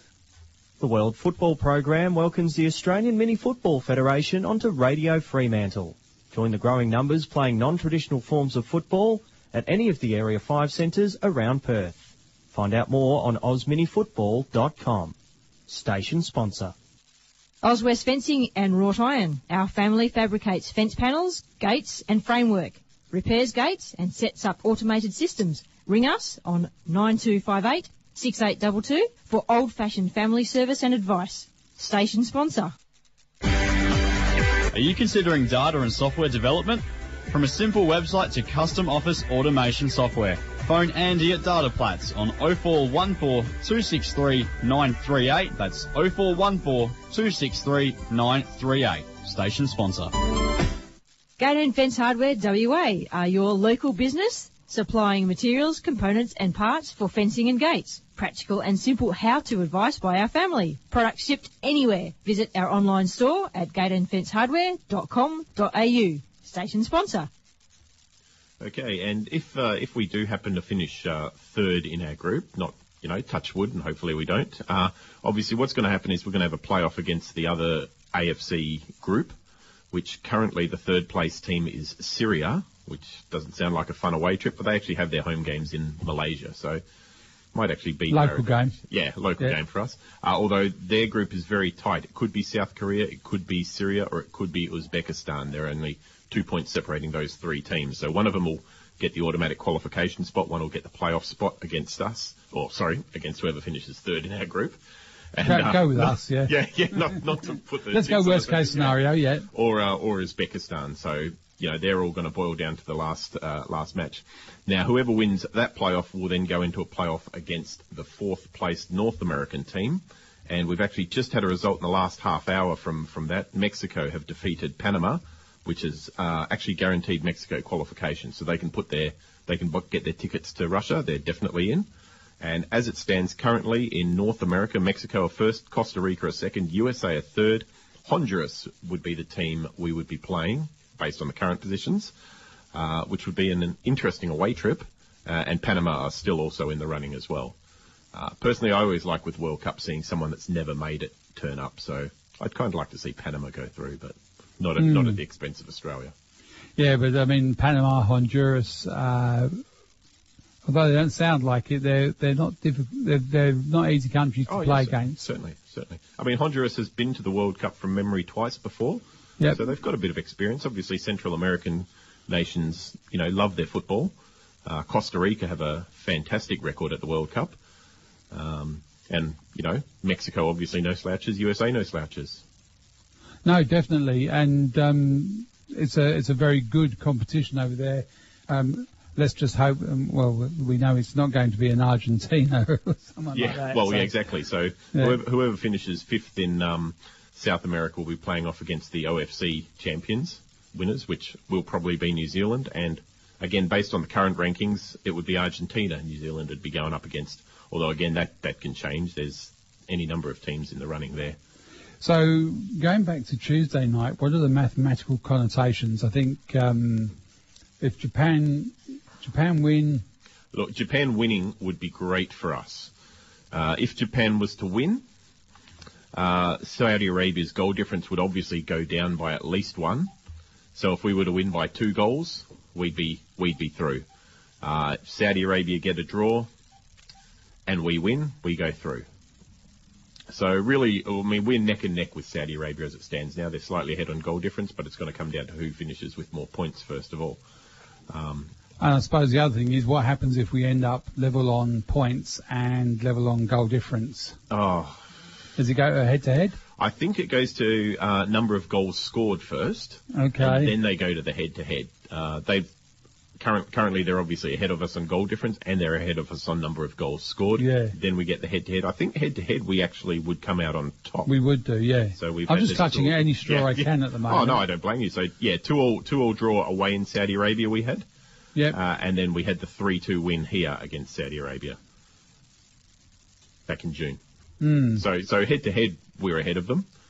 And I think I even saw something that even if that's tied, they come down to a fair play record, which I've never seen before, which is like least number of yellow cards or something to decide. I'm sure I read something like that. Yeah, there's some of those weird ones, but, you know, with the way the referees go in Asian competitions against an Australian side, I don't think we go so well in that. So I don't want to go that far. Yeah, true. And, I mean, for what it's worth, United Arab Emirates in 4th place, still also in with a very, very slight sniff. Of stealing that 3rd place off us.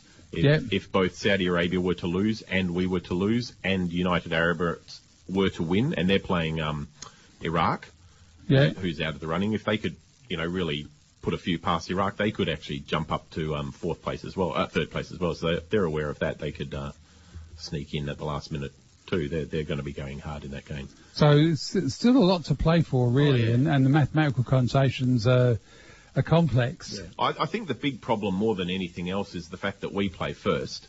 So we're going into the Thailand game with the mentality of we need to win, we need to score a lot of goals.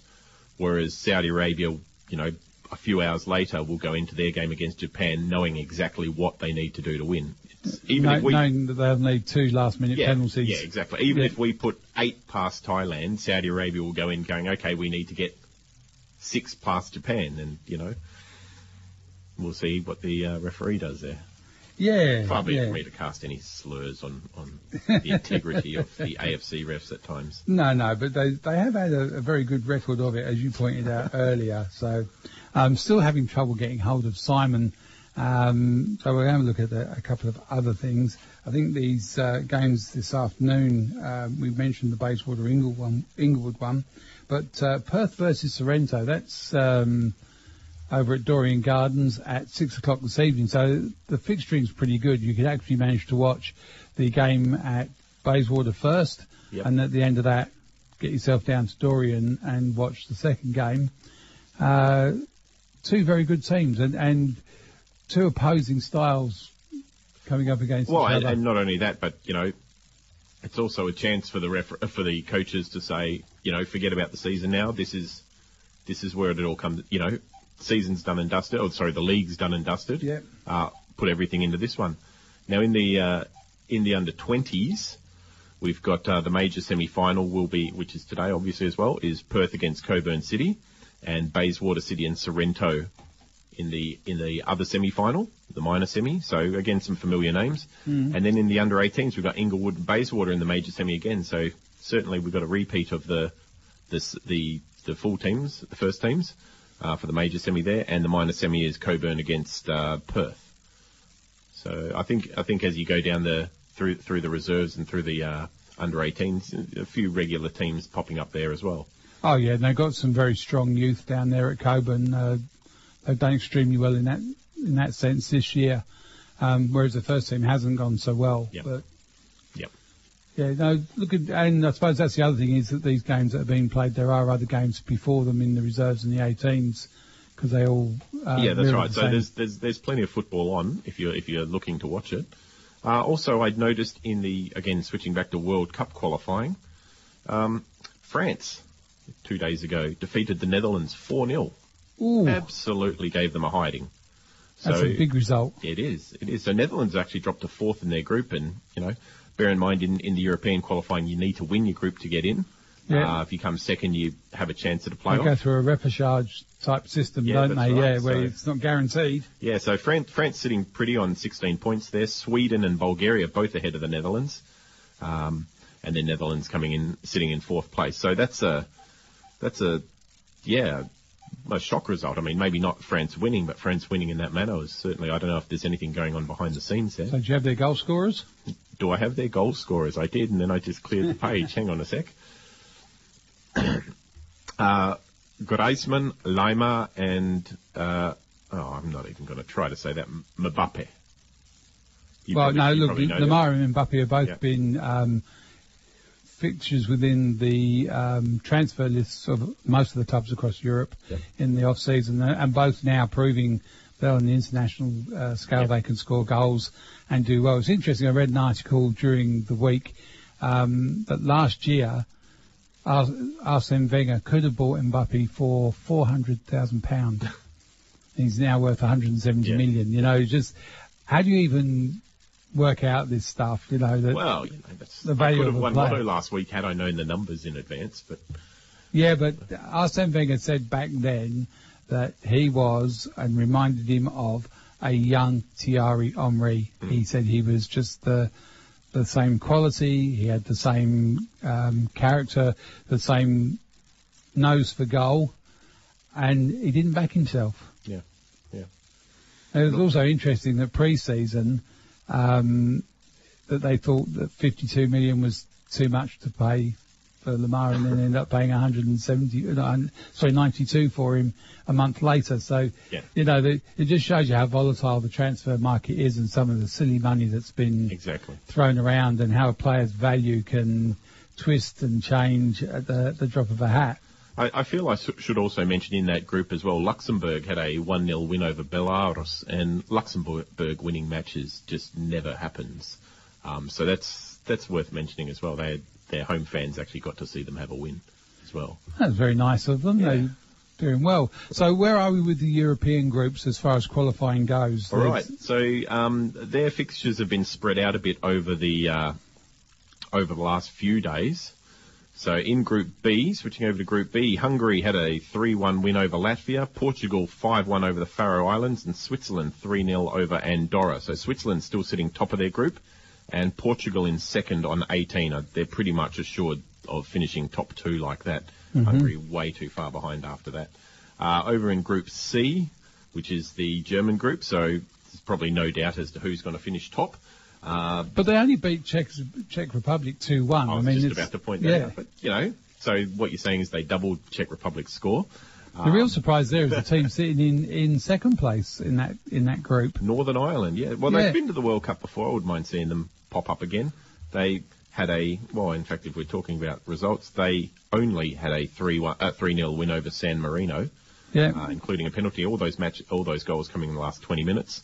And Norway 2-0 over Azerbaijan. So, again, that's one where it's pretty much locked in already. Germany are top on 21 points, 7 wins out of 7 matches. Northern Ireland are second on 16 points, and Czech Republic way behind. I seem to remember Northern Ireland had the record for the youngest player to play in the World Cup with Norman Whiteside. 17 and something. 17 years and however many days. Yeah, I don't know if that's been broken since. It has been, Norman Whiteside was the man involved. But now that you say the name, I remember it. But over in Group D, Moldova and Georgia, we're pulling out some giants. Yeah, you need to be a real geography nerd to get some of these names. But Moldova and Georgia have played out a 2-2 draw. Republic of Ireland and Austria 1-1 draw, and Serbia and Wales also a 1-1 draw. Now that's actually a much tighter group. Serbia are top on 12 points, Republic of Ireland second on 12 points, Wales and Austria third and fourth on 8 points. So any of them still in the running for first or the playoff spot in second. Switching down to Group E. Montenegro travelled to Kazakhstan and had a 3-0 win. Oh, that's not a good result. Denmark defeated Poland 4-0. And, sorry, I'm a bit of bias showing there. And, as you may know by my last name. And Romania had a 1-0 win over Armenia. So Poland still sitting top of their group. now with that one loss, but 16 points. Montenegro and Denmark in second and third on 13 points. So that's another one that's probably going to go down to the wire for at least the second place playoff. We switch over to Group F, and this is England's group and Scotland's group. Scotland won 3-0 away to Lithuania. England won 4-0 away to Malta, with 3 of those goals coming in the last 5 minutes or so. And Slovakia had a 1-0 over Slovenia. So England top of their group there on 17 points. Slovakia second on 15 points. Scotland and Slovenia still in with a slight chance of getting that playoff spot. They're both on 11 points. Moving down the table to Group G. Now, you don't normally use the term group of death in qualifying rounds, but I'd say any group that has both Spain and Italy in it. If you're from Europe, yes, you do. So Albania won 3-0 away in Israel. Italy put 5 past Liechtenstein, and Spain defeated Macedonia 2-1 away. So as it stands currently, Spain and Italy tied at the top of the table. Spain just ahead on goal difference, but they're both on 16 points. And it's highly unlikely you could see Albania or Israel jumping up to steal second spot from either of those two teams. Group H. Coming down to Group H, we have Belgium put 9 past Gibraltar. Cyprus had a 3-2 win over Bosnia and Herzegovina, and Greece and Estonia played out a 0-0 draw. Looking at the table there, Belgium's pretty much wrapped it up on 19 points. Greece, Bosnia and Cyprus all pretty close, only 3 points separating them, playing off for that second spot. And last of all, we go down to Group I, which has Croatia in it, and Croatia sitting pretty at the top of the table. Ukraine defeated Finland 2-1. Iceland 1-0 over Croatia. Iceland and Croatia have a bit of a history. I seem to remember they had a playoff, I think the last World Cup, or maybe the one before, which went well. And Turkey had a 4-1 win over Kosovo. So as it stands currently, Iceland and Croatia tied at the top of the table. Croatia ahead on goal difference, but both on 13 points. Turkey and Ukraine in third and fourth place on 11 points. So again, that's a group that's going to go down to the wire. There's only 2 points separating first and fourth. Yeah, it's a very tight comp, that one. Yeah. And obviously with the European qualifying, whoever's top of the table in each group goes through, and then the second place teams, 8 of the 9 teams will have a playoff against each other. And I suppose the thing is that it's starting to shape up now, so we're right down at the business end, and within the next few months, it will be finalised. I think traditionally, if we do end up third and end up going through the playoff and then having to play off against the North American Conference side, it's going to be probably that will be the very last spot. Yeah. So we've gone that way before. It's exciting, but. I'd much rather be planning for it up to Tuesday. Exactly. It is exciting, and if you get through, as we can remember in the 2005 against Uruguay, it's certainly a great feeling, although if you don't get through, as we can remember from the ones before that. It's a heartbreaker. Yeah, absolutely. Absolutely. It looks like Simon's not going to be answering his phone. He's probably still going through customs and what have you. You never know. Coming back from Japan. So, obviously we're going to get him, but there is a very, very good article written by him, available through 442, and have a look at that.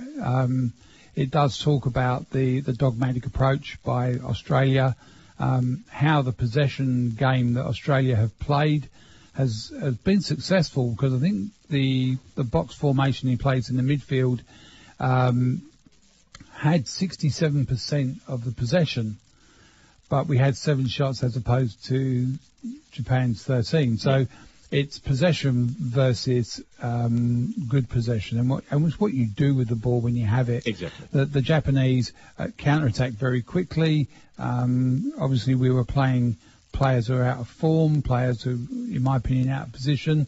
I still don't know how Robbie Cruz got man of the match. That's going to go down as one of life's great mysteries, that one. Well, I'm with any you. ideas of why he was man of the match? No. I can't find anyone that goes, he deserved it. Very, very difficult to work out where that was. As we mentioned before, and I find myself agreeing with Bozza on this, which is disturbing, but playing the ball out from the back, no matter what, just makes no sense to me. There's no imagination. We're very dogmatic in our approach. Everyone knows what we're going to do when we get the ball. They even know when we're going to put Tim Cahill on. So some of those things need to change. And I think if you look at the way Japan approached their game, they dropped Kagawa, they dropped Honda, they dropped a number of players who were established players, replaced them with fit, informed players, and just said, have at them. And that's what happened. And that's, again, it should be stressed, that wasn't a dead rubber for Japan. It's not like they put these players in, just to give them a run. This was still a must-win. Well, oh, absolutely must. It was, for them, it was a must-win. It guaranteed their qualification, as it did for us. So that's some things you have to look at. It was a very good article by Simon. So get on to 442 and go through that. A couple of things coming up in the Football West world. The gala dinner will be coming up shortly. I'm not sure where you'll find the tickets from, but they will be on the webpage if you want to go. The gala night is always a good night. All the clubs get an allocation of tickets, so go through your club first. But if you want to go and that they've exhausted their allocation, I'm sure you'll get some help from Football West in getting to that. Also, on the 7th of September, we've got the Africa Down Under Cup 2017, which is going to be held at Langley Park. So we've Football West and Play Dirt Media have got the tournament for the fifth successive year, and it's just an opportunity to get the African cultures from around the place playing off, and a great place to go and scout some players for the future. If you're Robbie Dunn and Dianella, they worked for him very well last year. So, no, Robbie's open about it. That's what they did. And it's worked well for them. Some very, very talented players on display there. So get yourself down there. As I said, women's finals are tomorrow, so please support the women's game and get yourself to that.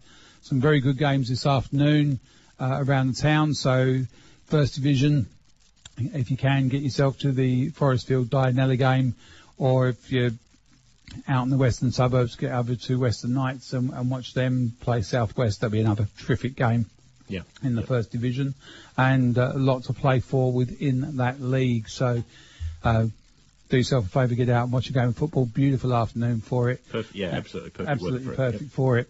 So that's us for this week. Penny will be back next week, and I think we're back in a fortnight or so. So this has been the World Football Programme on Fremantle Radio 107.9 FM. Good luck to you all wherever you're playing, and we'll see you in the second half. All right. See you all.